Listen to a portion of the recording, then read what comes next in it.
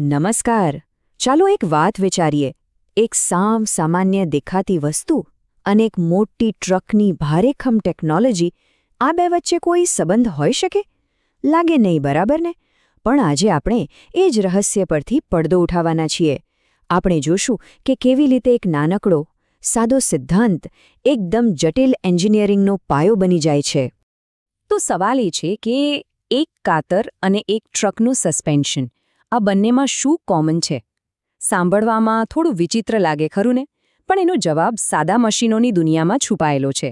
તો ચાલો આ જે રસપ્રદ કડી છે ને, એને સમજવા માટે થોડા ઊંડા ઉતરીએ. તો આખી વાત કેવી રીતે આગળ વધશે? સૌથી પહેલાં આપણે પિવટના મૂળભૂત સિદ્ધાંતને સમજીશું. ત્યાંથી આગળ વધીને લીવરના અલગ અલગ પ્રકારો પર એક નજર નાખીશું. અને પછી આ બધું જ જ્ઞાન ભેગું કરીને એ સમજીશું કે જે વાહનોમાં લીફ સ્પ્રિંગ્સ વપરાય છે એ આટલી અસરકારક કેમ હોય છે. તો ચાલો શરૂ કરીએ. કોઈ પણ જટિલ મશીનને સમજવાની સૌથી સારી રીત કઈ? એના પાયામાં જવું. અને જ્યારે આપણે લીવરની વાત કરીએ તો એનો પાયો છે પિવટ પોઈન્ટ. જુઓ, લીવર એટલે મૂળભૂત રીતે 3 વસ્તુઓનો ખેલ. પહેલું છે ફલ્ક્રમ, એટલે કે આપણો આધાર બિંદુ. બીજું છે લોડ, મતલબ કે જે વજન ઉઠાવવાનું છે. અને ત્રીજું છે એફોર્ટ, એટલે કે આપણે જે બળ લગાવીએ છીએ એ. બસ આ 3 વસ્તુઓ ક્યાં ગોઠવાયેલી છે એના પર જ બધો આધાર છે કે લીવર કઈ રીતે કામ કરશે. હવે જ્યારે આપણે આ 3 મુખ્ય ઘટકોને જાણી લીધા છે, ત્યારે ચાલો જોઈએ કે એમની જગ્યા બદલવાથી કેવી રીતે 3 અલગ અલગ પ્રકારમાં લીવર બને છે. આ સૌથી કોમન પ્રકાર છે. કલ્પના કરો કે એક બાજુ બળ લગાવીએ છીએ, બીજી બાજુ વજન છે, અને બરાબર વચ્ચે ટેકો છે, એટલે કે આપણું આધાર બિંદુ. આનું સૌથી સરસ ઉદાહરણ છે કાતર. જુઓ, જે વચ્ચેનો સ્ક્રૂ છે ને એ ફલ્ક્રમ છે. જ્યાંથી આપણે હાથ વડે પકડીએ છીએ એ એફર્ટ, અને જે વસ્તુ કપાઈ રહી છે એ લોડ. ફલ્ક્રમ બરાબર વચ્ચે છે, એટલે આ થયું ક્લાસ 1 લીવર. અહીં ગોઠવણ થોડી જુદી છે.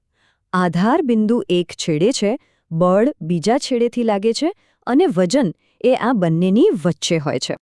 સૂડી તો બધાએ જોઈ જ હશે. એ આનું પરફેક્ટ ઉદાહરણ છે. એક છેડે મેજાગરું હોય એ આપણું ફલ્ક્રમ. આપણે બીજા છેડેથી દબાવીએ એ એફર્ટ. અને સૂડીની વચ્ચે સોપારી કે અખરોટ તૂટે છે એ થયો આપણો લોડ. અને હવે ત્રીજો પ્રકાર. આમાં આધાર એક છેડે હોય છે, લોડ બીજા છેડે, પણ બળ એ વચ્ચેથી લગાવવામાં આવે છે. આ પ્રકારની ગોઠવણ સામાન્ય રીતે કોઈ કામ ઝડપથી કરવા અથવા દૂર સુધી પહોંચવા માટે વપરાય છે. સારું, તો આપણે લીવરના પ્રકારો તો સમજી લીધા, પણ હવે ખરી મજા શરૂ થાય છે. ચાલો હવે જોઈએ કે આ સાવ સાદો સિદ્ધાંત વાસ્તવિક દુનિયાના એન્જિનિયરિંગમાં કેવી રીતે જીવંત થાય છે. આ એક વાક્ય જ બધું કહી દે છે. એક ડાઇવિંગ બોર્ડ અને લીફ સ્પ્રિંગ મૂળભૂત રીતે એક જ વસ્તુ છે. વિચારો, ડાઇવિંગ બોર્ડ એક છેડેથી ફિક્સ હોય છે અને બીજા છેડે ડાઇવર કૂદે છે, એનો ભાર ઝીલે છે. એનો અર્થ એ થયો કે એ એક જ સમયે લીવર તરીકે પણ કામ કરે છે અને સ્પ્રિંગ તરીકે પણ. અને અહીંયા જુઓ, આ કનેક્શન એકદમ સાફ દેખાય છે. ડાબી બાજુ છે એક સિમ્પલ કેન્ટિલીવર બીમનો ડાયાગ્રામ, જે બીજું કંઈ નહીં પણ એક છેડે ફિક્સ કરેલું લીવર જ છે. અને જમણી બાજુ એ છે અસલી લીફ સ્પ્રિંગ. બસ ખાલી એમના દેખાવની સમાનતા જુઓ.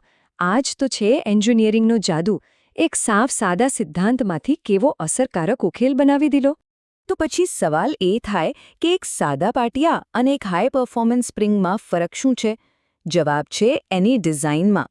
એન્જિનિયરો ફક્ત એક બીમ નથી લેતા, પણ એને મજબૂતી અને લવચિકતા માટે ઓપ્ટિમાઇઝ કરે છે. સમજો, જો બીમની પહોળાઈ શરૂઆતથી અંત સુધી એક સરખી હોય તો બધો જ સ્ટ્રેસ એટલે કે તણાવ એના આધાર પાસે જ ભેગો થાય છે, અને એટલે એ ત્યાંથી જ તૂટવાની શક્યતા વધી જાય છે. પણ જો બીમનો આકાર એવો બનાવવામાં આવે કે એ છેડા તરફ જતાં પાતળો થતો જાય, તો તણાવ આખા બીમ પર સરખી રીતે વહેંચાઈ જાય છે. આનાથી તે વધારે ઊર્જા શોષી શકે છે અને તૂટ્યા વગર વધુ વળી શકે છે. તો ગણિત અને એન્જિનિયરિંગના હિસાબે સમાન મજબૂતાઈ માટે સૌથી શ્રેષ્ઠ આકાર છે આ હીરા જેવો, જેને ટેકનિકલ ભાષામાં લોઝેન્જ કહેવાય છે.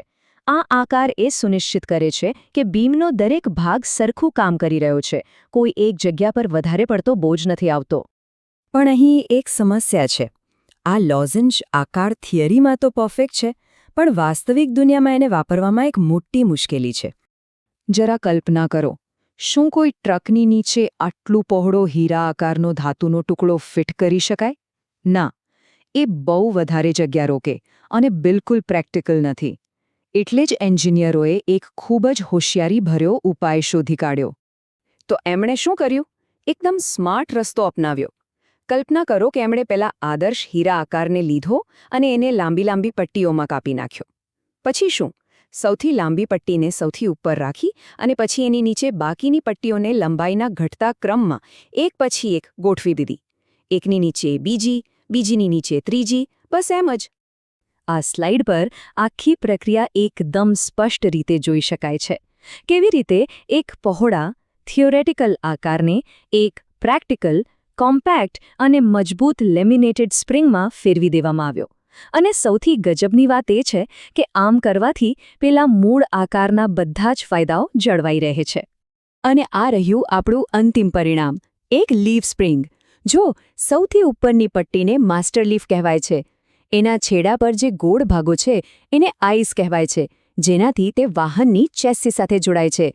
અને વચ્ચેનો ક્લેમ્પ બધી પટ્ટીઓને એકસાથે મજબૂતીથી જકડી રાખે છે.